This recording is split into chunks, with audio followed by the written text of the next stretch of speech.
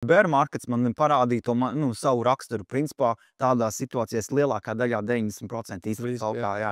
Viņi ir apnīgi, paliek garlaicīgi, nav nekas. Ne, viens ir apnīgi, bet otrs tas, ka tu redz tādus mīnusus. Man portfels bija mīnus kaut kādi 80% kaut kur, jā. Konkrēti bija nogāzies vispār, principā. Un ko tu vari darīt? Protams, tu vari steigā pārdot, ja iziet ārā, eksitot, jā, no tirgus, bet, es tā kā norūdīju sevi un mācījos un gāju uz priekšu un palikt tajā kripto.